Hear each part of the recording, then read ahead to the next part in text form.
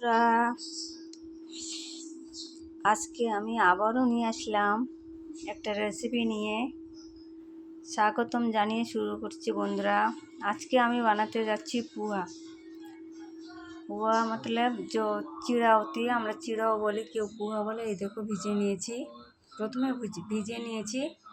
তারপরে পুয়ার জন্য রেডি করে নিয়েছি আমি রাই, দুটো শুকনো লঙ্কা, একটা কাঁচা লঙ্কা। এখন আমি ছক দিয়ে দিচ্ছি।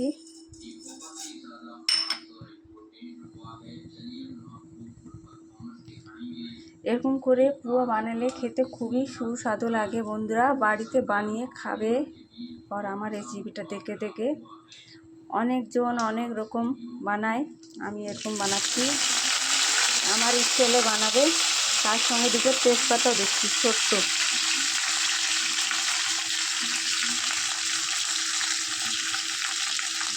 এখন দিয়ে দিচ্ছি পেঁয়াজ, যে কেটে রেখেছিলাম। বেশি কিছু উপকরণ লাগে না। পেঁয়াজটা একটু ফ্রাই করে নিয়ে তারপরে এর মধ্যে দেবো টমেটো। ওর জন্য আমি রেডি করে নিয়েছি, টমেটো কেটে নিয়েছি, ধনিয়ার পাতা নিয়েছি। এটা সবার লাস্টে দেবো মটর, গাজর, কয়েকটা কিশমিশ আর কয়েকটা মুগফলি ভেজে নিয়েছি। আর লবণ আর হলুদ দিয়ে বানাবো। বেশি কিছু উপকরণ নাই, কিন্তু খেতে খুব টেস্টি, মানে ভীষণ মজার হয়। টক ঝাল মিষ্টি, লেবু দিতে হবে, একটু চিনি দিতে হবে, বেশ ভালো লাগে। এর মধ্যে ভুজিয়ে এড করে খেলে খুব ভালো লাগে বন্ধুরা। এইভাবে বাড়িতে বানাবেন, খেতে খুব ভালো লাগে। এখন আমি ঢেলে দেবো মটর আর গাজর।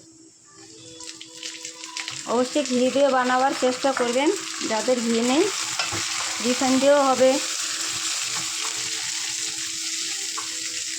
এখানে অনেক কিছু উপকরণ ডালতে পারো, আমি এগুলো ঢেলে দিচ্ছি। আজকে গাজর মটর দিয়ে বানাবো। দিয়ে দিলাম স্বাদ মতন লবণ, দিয়ে দিলাম হলুদ,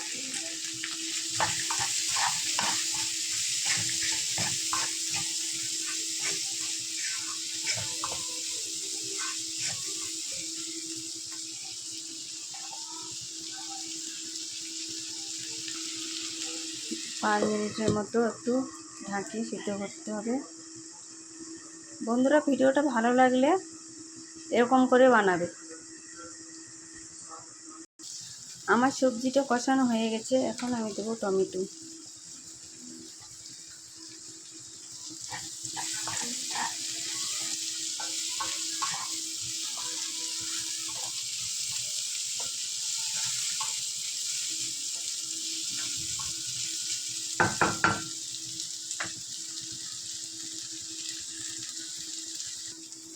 এখন আমি ঢেলে দেবো পুয়া।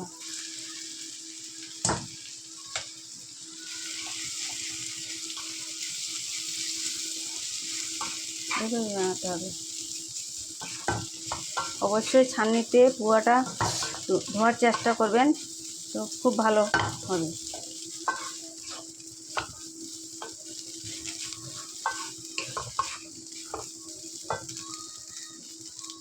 এখন ঢেলে দেবো কাজু বাদাম আর কিশমিশ, মুগফলি।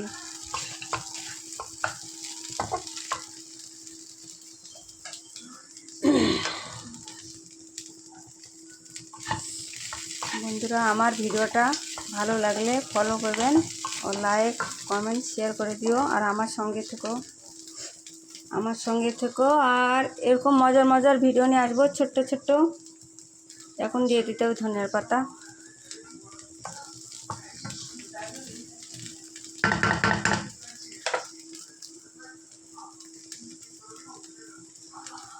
দেখো বন্ধুরা কেমন হয়েছে, দেখতে খুব সুন্দর, খেতেও খুব সুন্দর লাগবে। অবশ্যই বাড়িতে চেষ্টা করবেন এরকম বানাবার।